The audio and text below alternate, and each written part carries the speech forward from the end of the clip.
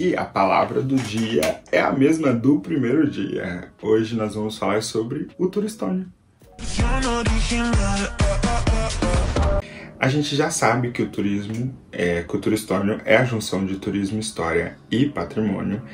Agora a gente já tem uma noção sobre os conceitos que fazem parte, que colaboram com a ideia desse projeto, mas ainda ficam alguns tópicos para a gente conversar sobre o turistônio, A gente tem uma aliança aí, uma aliança notável entre as partes, a gente vê uma relação entre elas, mas eu vou explicar para vocês como surgiu o turistônio em si. Em 2018, a Beyoncé e Jay-Z lançaram Ape Shit, um clipe recheado de informações, de declarações e muitas coisas bacanas para a gente estar analisando. E esse clipe, ele se passa no Museu do Louvre, que é o museu que conta a história do mundo, A gente tem o maior acervo de coisas ali, de estruturas, de artes, de esculturas, é algo assim monumental, É classificado até por Padilha, se eu não me engano, como o museu que vai contar a história do mundo, porque os artefatos que estão ali, eles foram saqueados, de outras culturas, e hoje eles são apresentados no museu como parte da história, mas numa parte embranquecida da história. E aí, nesse contexto, eles lançaram um clipe e eles fazem justamente esse questionamento, de onde estão as pessoas pretas nesse espaço que conta a história do mundo e não conta a história delas, Cadê essas artes? E algo ali me tocou incrível, porque eu falei assim, gente, cultura pop, conceito, coesão, Trouxe história, trouxe relevância, botou o dedo na ferida, botou uma militância. E como isso vai ser recebido pelas pessoas? Os fãs adoraram. Muitos entraram nessa onda, de tentar entender, interpretar os fatos. Outros fizeram análises monumentais sobre a arte em si, sobre tudo o que representa. E eu fiquei olhando o comportamento do museu, porque eu falei assim, não, é a maior artista viva do planeta, A gente tem aí a artista mais premiada da história dos Grammys. Então, assim, não é uma pessoa qualquer que tá ali botando o dedinho na cara deles, que fecha o Louvre para gravar um videoclipe, que faz tudo isso daí no meio do contexto. E com o passar do tempo, assim, não passou muito, o Louvre anunciou que estava vendendo roteiros baseados no clipe de Ape Shit. Aí veio uma outra inquietude. Como que a mulher vai lá, denuncia, o uso da arte negra, classificando como branca, no museu que conta a história do mundo, não conta a história deles, e aí eles pegam a arte de uma mulher preta, negra, e comercializam em cima disso, vendendo uma experiência para as pessoas a partir da reclamação e da queixa dela. Na minha cabeça, aquilo não fez sentido nenhum e é um aproveitamento, porque simplesmente esse espaço, ele é comercial. Ele vai contar a história do mundo, mas na perspectiva do que ele quer, do que ele apresenta. E quantos Louvres a gente não vê espalhados por aí, Brasil afora. Então, a gente tem que entender que a proposta do turistônio, ela vem justamente na contramão de tudo isso, para que a gente entenda que existe uma responsabilidade como profissional. Você não vai pegar e encher um avião, trabalhando na parte comercial de agência, você não vai encher um avião de pessoas e mandar para um lugar sem saber se esse lugar está preparado para receber essas pessoas. Você não vai pegar, as pessoas elas querem ter contato com a realidade, com a natureza, e você vai mandar elas para um espaço que foi totalmente inventado, que não reflete a realidade daquela cidade. Por mais que, comercialmente falando, a gente vai trazer um tópico de que você precisa vender. Se você trabalhar numa agência, você precisa bater metas. Então a gente tem que dar uns passos atrás e tentar entender qual é a nossa responsabilidade como pessoa.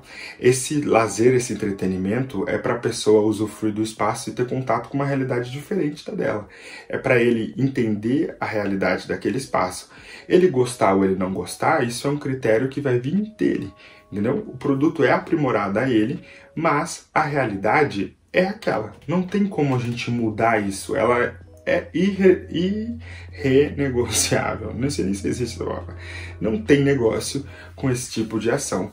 Por quê? A partir disso, do momento que a gente começa a ver os espaços turísticos como um produto somente, a gente cai num ciclo muito ruim para a questão geral, né? Então a gente começa a encarar a cultura como um produto que não deu certo, muda. A gente encara as pessoas, a realidade ali como, eles não estão preparados, então traz todos de fora. E isso impacta também na cultura ali da região. Então você é contra a imigração. Não, uma coisa é uma coisa, outra coisa é outra coisa. A gente tem que ter noções sobre a identidade daquele espaço, a gente tem que respeitar aquele espaço e ir se adequando de acordo com o movimento das situações ali, né? Eu não vou inventar um destino só porque ele é comercial, mesmo que isso aconteça. Essa reflexão é para que a gente pondere e entenda que existem responsabilidades com a nossa função e que se a gente parar para olhar a nossa realidade, a gente já consegue tirar muitas informações, muitos contextos simplesmente com aquilo que a gente tem. Eu não preciso criar uma nova Disneylândia, entendeu? A Disneylândia, ela já existe. Se a pessoa quer ir para Disney, ela vai para Disney. Eu posso criar algo com a ideia parecida com a Disney, mas aplicada para a realidade da minha cidade. É ótimo, você vai valorizar o seu, você vai trazer uma inspiração que seja de fora, mas ali a movimentação, quem vai trabalhar nisso, quem se envolve disso, quem cuida disso, quem faz tudo isso, tem que ser as pessoas ali, né? Durante a graduação a gente aprende que a cidade, antes de ser boa para o turista, ela tem que ser boa para o residente. E como ela vai ser boa para o residente se você tira tudo que eles têm para colocar uma coisa que eles nem têm e nem sabem se eles vão gostar? Então existe essa dificuldade e tudo isso tem que ser bem alinhado ou bem estruturado se a gente quiser que as circunstâncias elas sejam melhores, né? Então você é anti-mudança? Não, não é esse o tópico, não é essa a roupa que me veste. Aqui o que a gente está falando é justamente de valorizar o que de fato é nosso e entender a nossa posição frente a isso. Então, se aquilo é um problema, eu não vou comercializar esse problema em cima de quem traz voz para aquela luta, né? A gente tem hoje o contexto de aldeias indígenas que recebem turistas, mas isso tem o apoio do turismo, né? A parte do planejamento, mas toda essa administração do que é mostrado, do que é feito, do que é repassado, ela fica a cargo deles, porque a gente tem que ser como um instrumento, a gente vai dar voz para essas pessoas. Eles vão falar sobre as suas dores, eles vão trazer as suas... uma palavra até chique, né? As mazelas. Vão falar dos seus problemas, eles vão trazer o que de fato eles querem compartilhar, qual é a mensagem que eles têm pra gente, né? Essa aproximação.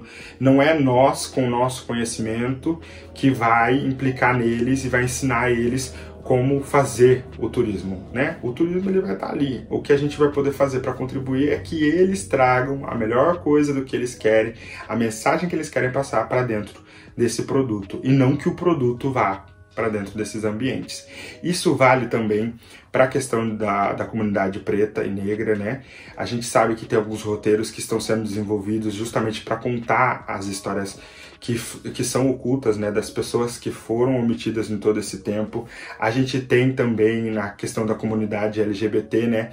A gente tem a Parada LGBTQIA++, que é um evento gigantesco no estado de São Paulo, né? Já chegou a ser considerada a maior parada do mundo.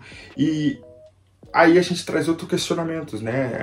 As marcas que estão presentes nessa data, que estão ali dando a visibilidade nos outros meses do ano, ela desenvolve atividades na mesma proporção, assim, né? Não de grandiosidade, mas tipo assim, de empenho.